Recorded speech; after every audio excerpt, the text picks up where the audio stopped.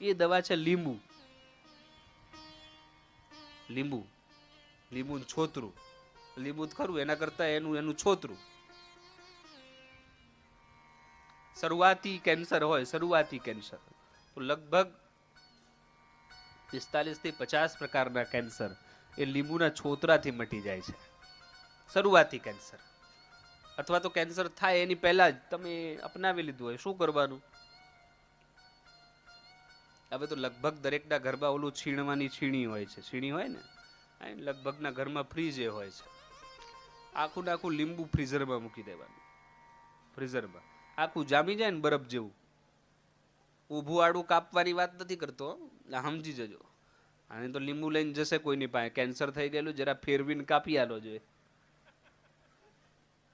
એવી વાત નથી કરતો, સમજી લેજો. આખે આખું લીંબુ લેવાનું, ઘરના કોઈ ખૂણામાં નહીં મૂકવાનું, ફ્રીજના ફ્રીઝરના ખૂણામાં મૂકવાનું. સમજાય છે? ફ્રીજમાં ફ્રીઝર હોય ને, એક મોટું નાનું ખાનું હોય જેમાં બરફ થાય, એ ખાનામાં આખે આખું લીંબુ મેલવાનું. અને પછી છીણી હોય ને, આદુ છીણવાની છીણી, એ છીણીથી જે કઈ શાક દાળ જે કઈ બનાવ્યું હોય એની ઉપર એને છીણીને ખાવાનું, આખે આખું છોલ્યા વગરનું.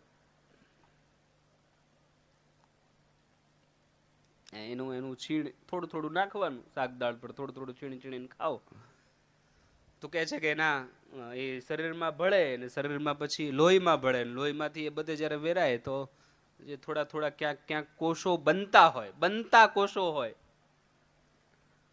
કેન્સરના કોષો જે બનતા હોય એ બનતા કોષોને કાઢી નાખે. પણ બનતા હોય તો બરાબર જામી ગયું હોય તો કદાચ એ અસર ન કરે, પણ બનતા કોષો હોય તો એને કાઢી નાખે. એની દવા છે, ઘણા બધા કેન્સરોની દવા છે, ઘણા બધા પ્રકારની.